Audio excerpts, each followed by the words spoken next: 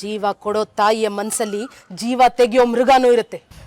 ನನ್ನ ಎದೆಯೊಳಗೆ ಮಲಗಿರೋ ಮೃಗನ ಎಬ್ಬಿಸಬೇಡಿ, ಅದರಿಂದ ಯಾರಿಗೂ ಒಳ್ಳೇದಾಗೋದಿಲ್ಲ. ಮಗನಿಗೋಸ್ಕರ ತಾಯಿನೂ ಮೃಗ ಆಗ್ತಾಳೆ ಅನ್ನೋ ಸತ್ಯನ ಮರಿಬೇಡಿ. ನೋಡು, ನಾನ್ ಅಮ್ಮ, ಈ ಕುಲಗೆಟ್ಟೋಳ ಜೊತೆ ಏನಮ್ಮ ಮಾತು? ನಡಿ ಹೋಗೋಣ, ನಡಿಮಾ.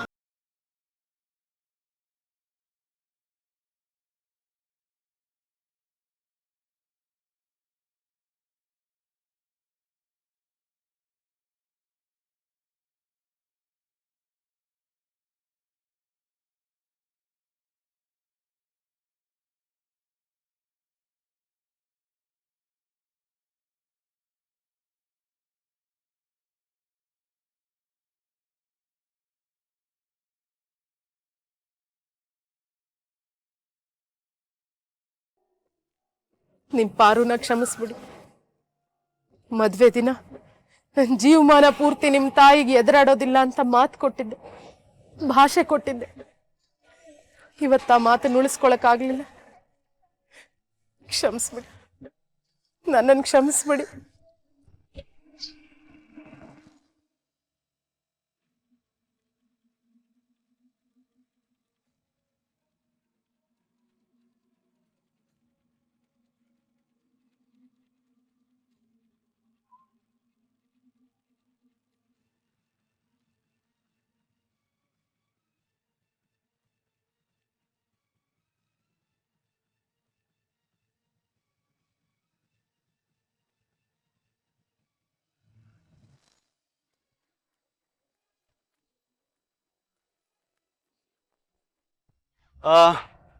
ಓಕೆ ದನ್.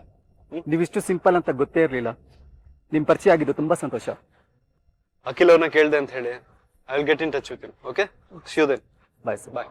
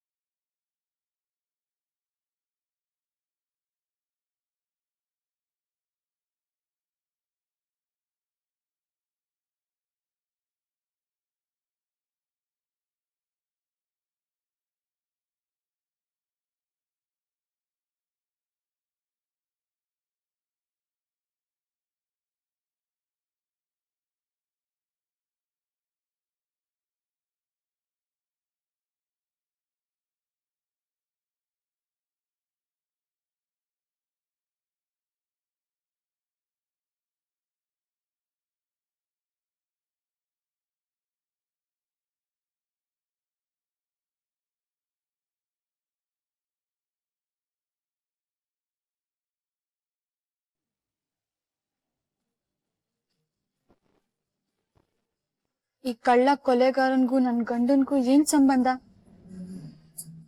ಮಾತಾಡ್ತಿರೋದ್ ನೋಡಿದ್ರೆ ತುಂಬಾ ಹತ್ರದವ್ರು, ಪರಿಚಯದವ್ರು ಅನ್ಸುತ್ತಲ್ಲ. ನನ್ ಗಂಡ ಅಂತವ್ರ? ದ್ಯಾವ್ರೆ, ಏನಪ್ಪ ಇದಲ್ಲ? ಚಿನ್ನು, ಆ ಕಳ್ಳನ ಮಗ ಏನಾದ್ರು ಕಣ್ಣು ಕಾಣಿಸ್ಕೊಂಡ್ನಾ? ಇಲ್ಲ. ಏ ದಡ್ಡಿ, ನಿನ್ಗಿನ್ನೂ ಅವನ್ ಬಗ್ಗೆ ಭಯ ಹೋಗಿಲ್ವಾ? ಸರಿ ಬಾ, ಇವತ್ತಲ್ದೆ ಹೋದ್ರೆ ನಾಳೆ ಯಾವತ್ತಾದ್ರೂ ಸಿಗ್ತಾನೆ. ಅವಾಗ ಅವನಿಗೆ ಚೆನ್ನಾಗಿ ಮಾಡ್ತೀನಿ. ಬಾ.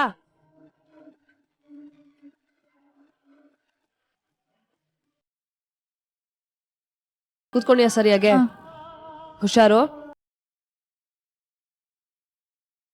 ಮೂರ್ತಿಗಳೇ, ಎಲ್ಲ ನಿಮ್ಮ ಜವಾಬ್ದಾರಿ.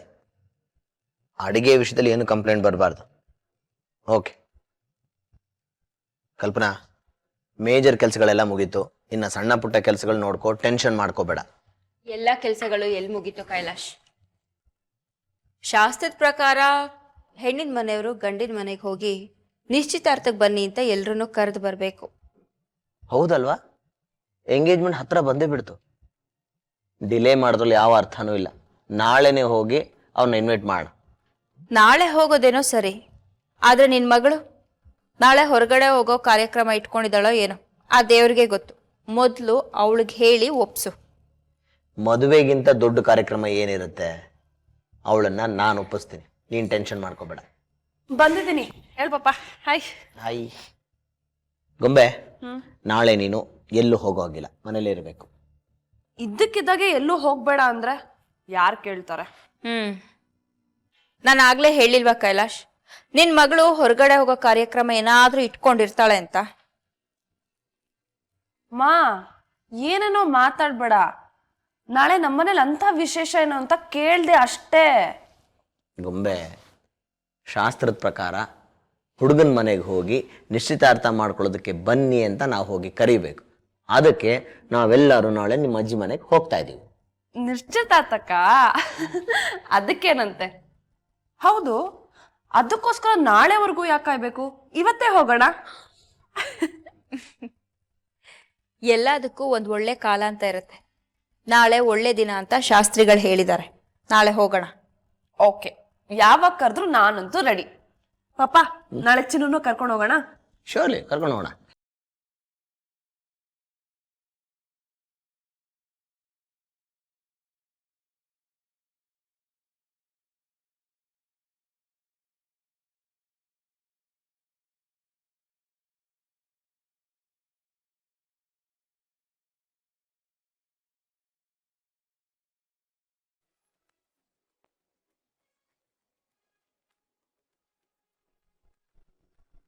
ಥ್ಯಾಂಕ್ಸ್ ಮಾವ. ರೈಟ್ ಟೈಮಲ್ಲಿ ನೀವು ಮೂವ್ ಮಾಡದೆ ಹೋದಿದ್ರೆ ನಮ್ಗೆ ಕಾಂಟ್ರಾಕ್ಟೇ ಮಿಸ್ ಆಗ್ತಿತ್ತೇನೋ. ಜಾಸ್ತಿ ಹೊಗಳ್ಬೇಡ ಚಂದನ್, ನೀನು ವಹಿಸಿರೋ ಕೆಲಸನ ನಾನು ಆನೆಸ್ಟಾಗಿ ಮಾಡ್ತಾ ಇದ್ದೀನಿ ಅಷ್ಟೇ.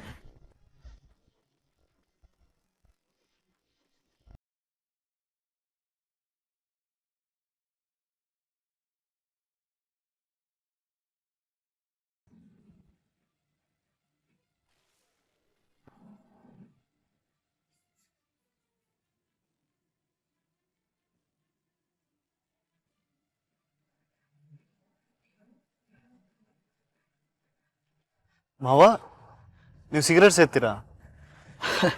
ಮದುವೆಗೆ ಮುಂಚೆ ತುಂಬ ಸೇರ್ತಾ ಇದ್ದೆ. ಮದುವೆ ಆದಮೇಲೆ ಶ್ವೇತನ ಕಾಟಕ್ಕೆ ನಿಲ್ಸಿದ್ದೀನಿ. ಈಗೇನಾದರೂ ಸಿಗರೇಟ್ ಸೇದಿದ್ರೆ ಶ್ವೇತ ರೂಮ್ ಒಳಗೆ ಸೇರಿಸಲ್ಲ ಅಷ್ಟೇ. ಓಕೆ, ಸ್ವಲ್ಪ ಕುಮುದತ್ತೆ ಕರಿತೀರಾ? ಯಾಕೆ, ನೀನು ಒಳಗಡೆ ಬರೋದಿಲ್ವಾ? ಇಲ್ಲ, ಆಫೀಸಿಗೆ ಟೈಮ್ ಆಗಿದೆ, ಲೇಟ್ ಆಗುತ್ತೆ, ಅರ್ಜೆಂಟ್ ಕೆಲಸ ಇದೆ. ಹೋಗ್ಬಿಟ್ಟು ಕುಮುದತ್ತೆ ಕಳಿಸಿ ಪ್ಲೀಸ್. ಸರಿ.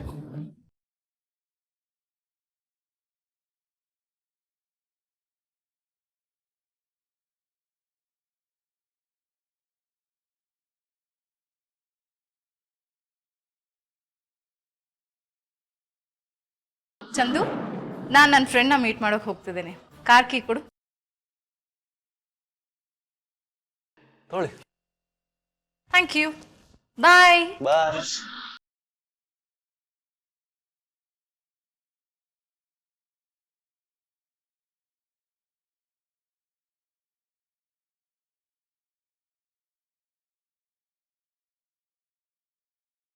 ಚಂದು, ಹೊರಡೋಣವಾ? ಬನ್ನಿ ಅತಿ, ಕೂತ್ಕೊಳ್ಳಿ.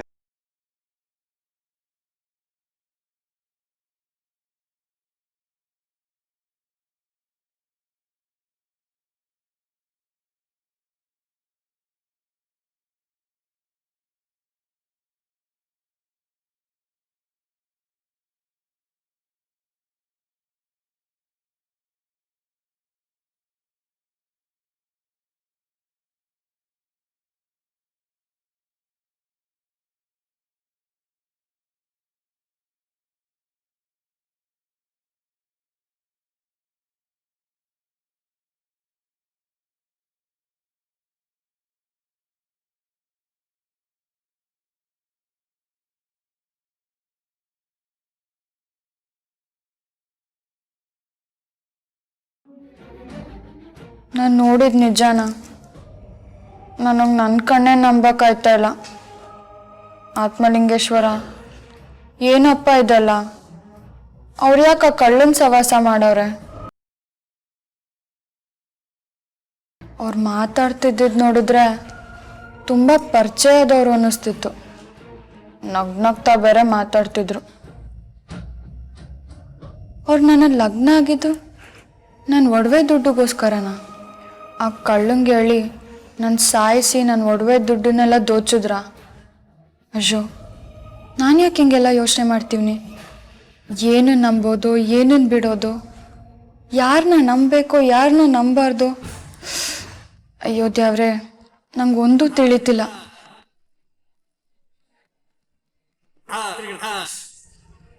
ಅವತ್ತು ಅವ್ರು ಬರ್ದೇ ಹೋಗಿದ್ರೆ ನಾನು ಬಾಳೆ ಸುಡ್ಗಾಡಾಗೋಗ್ತಿತ್ತು. ದ್ಯಾವ್ರಾಗ ಬಂದು ದ್ಯಾವ್ರ ಮುಂದೆ ನಂಗೆ ತಾಳಿ ಕಟ್ಟಿ ಕಾಪಾಡಿದ್ರು. ಅಂಥ ದ್ಯಾವ್ರನ್ನ ನಾನು ತಪ್ಪು ತಿಳ್ಕೊಂಬಿಟ್ನಲ್ಲ.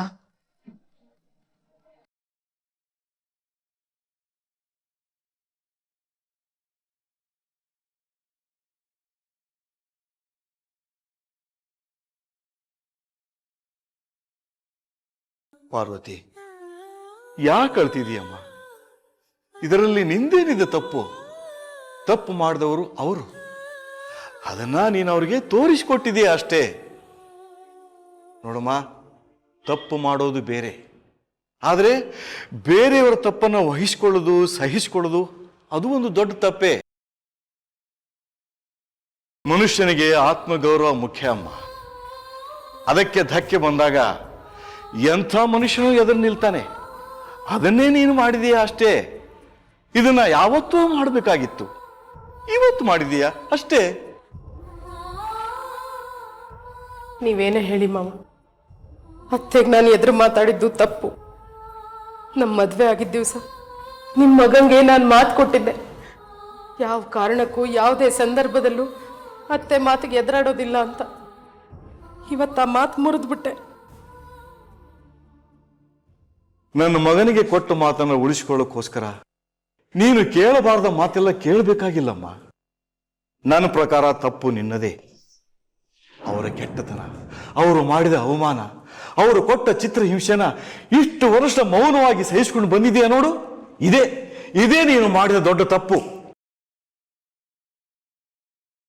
ಮಾವ, ನಂಗೆ ಯಾಕೋ ಅತ್ತೆ ಹತ್ರ ಹೋಗಿ ಕ್ಷಮಿಸಿ ಅಂತ ಕೇಳ್ಕೊಂಡ್ಬಿಡೋದೇ ಸರಿ ಅಂತ ಅನ್ನಿಸ್ತಾ ಇದೆ. ಆ ತಪ್ಪಾತ್ರ ಮಾಡಬೇಡಮ್ಮ ಪಾರ್ವತಿ. ನಿನ್ನ ಒಳ್ಳೆತನಕ್ಕೆ ಈ ಮನೆಯಲ್ಲಿ ಯಾವ ಬೆಲೆನೂ ಇಲ್ಲ ಅಂತ ಇಷ್ಟು ವರ್ಷ ಆದ್ರೂ ನಿನಗೆ ಅರ್ಥ ಆಗ್ಲಿಲ್ಲಮ್ಮ. ನನಗೆ ಆಶ್ಚರ್ಯ, ಬೇಸರ ಎರಡೂ ಒಟ್ಟಿಗೆ ಆಗ್ತಾ ಇದೆ ಅಲ್ಲಮ್ಮ. ನೀನು ಮಾಡದೇ ಇರೋ ತಪ್ಪಿಗೆ ಕ್ಷಮೆ ಕೇಳಿದ್ರೆ ಅದು ನೀನು ವೀಕ್ನೆಸ್ ಅಂತ ತಿಳ್ಕೊತಾರೆ. ನೀನು ಗಟ್ಟಿ ಮನಸ್ಸಿನೊಳಾಗಿರ್ಬೇಕು ಪಾರ್ವತಿ. ಓಹೋ, ಹೀಗೆ ಸಮಾಚಾರ. ನನ್ನ ವಿರುದ್ಧ ಯುದ್ಧ ಮಾಡೋದಕ್ಕೆ ಅವಳಿಗೆ ಧೈರ್ಯ ಎಲ್ಲಿಂದ ಬಂತು ಅನ್ಕೊಂಡೆ. ಈಗ ಅರ್ಥ ಆಗ್ತಿದೆ.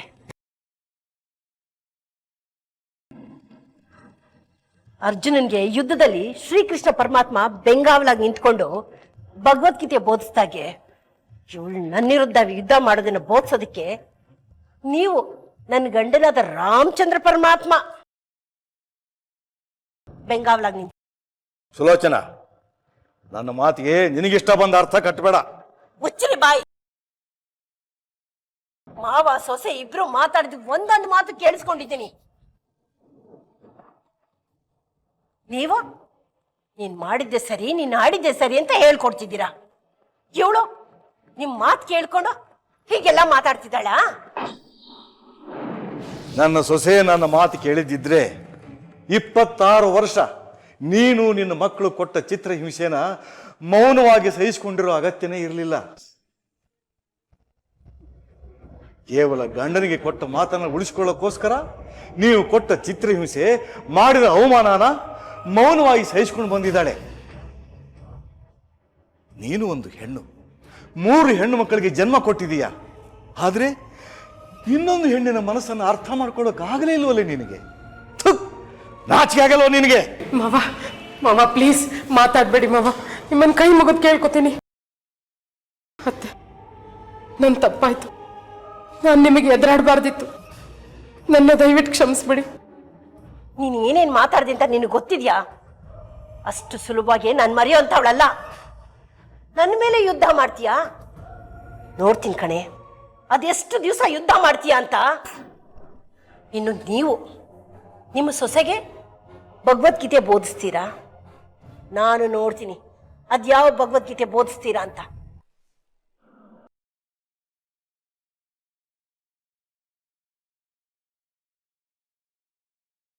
ಪಾರ್ವತಿ, ಹೆದರಬೇಡಮ್ಮ. ನೀನು ಇವತ್ತು ಮಾಡಿದ್ದನ್ನೇ ಆವತ್ತೇ ಮಾಡಿದ್ದಿದ್ರೆ ನಿನ್ನ ಮಗನ ಒಂದು ಸಣ್ಣ ಬಯಕೆ ಈಡೇರಿಸೋದಕ್ಕೆ ಇಷ್ಟು ಕಷ್ಟಪಡಬೇಕಾಗಿರಲಿಲ್ಲ. ನೀನು ನನ್ನ ಪ್ರಕಾರ ನೀನು ಮಾಡಿದ್ದೇ ಸರಿ ಅಲ್ಲಮ್ಮ. ಮಾತು ಕೊಟ್ಟೆ ಅನ್ನೋ ಕಾರಣಕ್ಕೆ ಕೆಟ್ಟದ್ದೇನೆಲ್ಲ ಸಹಿಸ್ಕೋಬೇಡಮ್ಮ. ಇದರಿಂದ ಯಾರಿಗೂ ಒಳ್ಳೇದಾಗಲ್ಲ.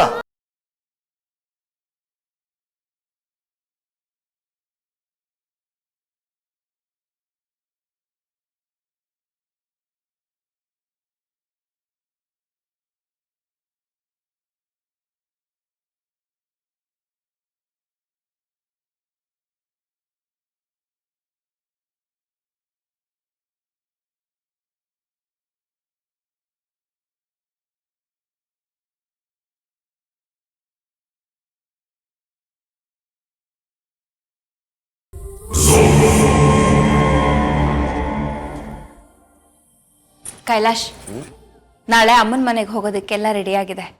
ಆದರೆ ಒಂದೇ ಒಂದು ಕೆಲಸ ಮಾತ್ರ ಬಾಕಿ ಇದೆ. ಎಂಗೇಜ್ಮೆಂಟ್ಗೆ ಅಮ್ಮನ ಮನೆ ಎಲ್ರಿಗೂ ಒಂದೊಂದು ಗಿಫ್ಟ್ ಕೊಡೋಣ ಅನ್ಕೊಂಡಿದ್ದೀನಿ. ಏನು ಹೇಳ್ತೀಯಾ? Good idea. ಆ ದೇವರು ನಮ್ಗೆ ಯಾವುದ್ರಲ್ಲೂ ಕಡಿಮೆ ಮಾಡಿಲ್ಲ. ನಾವು ಯಾರಿಗಿಂತ ಕಡಿಮೆ ಇಲ್ಲ ಅಂತ ಅವ್ರಿಗೂ ಗೊತ್ತಾಗ್ಲಿ. ಹೌದು, ಆದರೆ ಚಂದನ್ ಅವ್ರ ತಾಯಿ ಅವ್ರಿಗೇನು ಗಿಫ್ಟ್ ಕೊಡೋಣ ಅಂತ ಗೊತ್ತಾಗ್ತಿಲ್ವಲ್ಲ.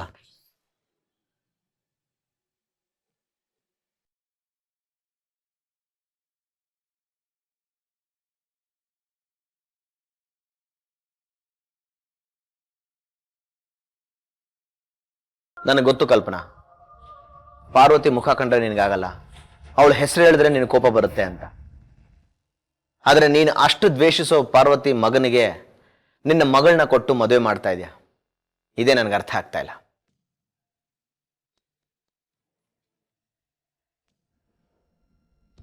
ನಾಳೆ ಅಲ್ಲಿಗೆ ಹೋಗಿ ಎಲ್ರನ್ನೂ ಇನ್ವೈಟ್ ಮಾಡ್ತೀಯ. ಎಲ್ರನ್ನೂ ಇನ್ವೈಟ್ ಮಾಡಿ ಹುಡುಗನ ತಾಯಿನ ಇನ್ವೈಟ್ ಮಾಡದೇ ಇದ್ರೆ ಹೇಗೆ? ಕಲ್ಪನಾ, ನಿನ್ನ ಮನಸ್ಸಲ್ಲಿರೋ ದ್ವೇಷದ ಬೆಂಕಿನ ಇನ್ನು ಎಷ್ಟು ದಿವಸ ಆರಿಸದೆ ಉಳಿಸ್ಕೊಳ್ತೀಯ? ಆ ದ್ವೇಷದ ಬೆಂಕಿ ನಾಳೆ ನಿನ್ನ ಮಗಳ ಬಾಳನ್ನ ಸುಡಬಾರ್ದಲ್ವಾ?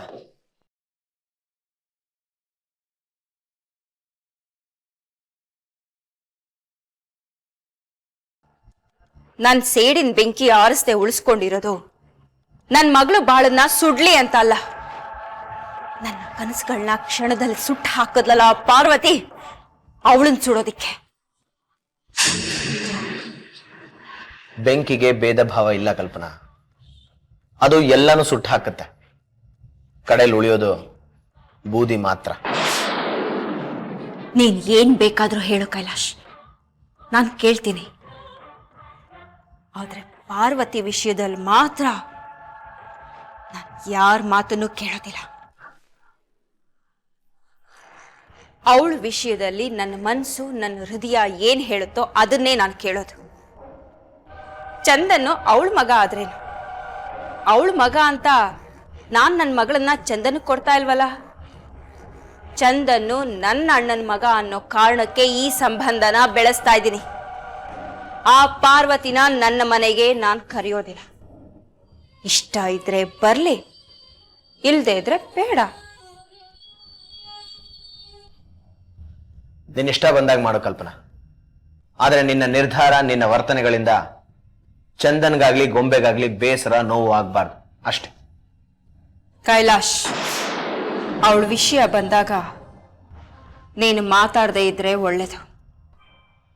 ಹೆಣ್ಣಿನ ದ್ವೇಷ ಏನು ಅಂತ ಸರಿಯಾಗಿ ಮಹಾಭಾರತ ಓದ್ದವ್ರಿಗೆ ಚೆನ್ನಾಗಿ ಗೊತ್ತಿರುತ್ತೆ. ಹಾಗಾದ್ರೆ ನೀನು ಮಹಾಭಾರತನ ಇನ್ನೊಂದ್ಸಲಿ ಸಂಧಿ ಪರ್ವ, ಯುದ್ಧ ಪರ್ವನ ಓದೋದು ಒಳ್ಳೇದು. ಹಾಗೆ ಆಗ್ಲೇ ಹೇಳಿದ್ಯಲ್ಲ ಎಲ್ರಿಗೂ ಗಿಫ್ಟ್ ಕೊಡಬೇಕು ಅಂತ, ಅದನ್ನ ದಯವಿಟ್ಟು ಕ್ಯಾನ್ಸಲ್ ಮಾಡು. ಆಗ್ಲೇ ಎಲ್ರಿಗೂ ಒಳ್ಳೇದು.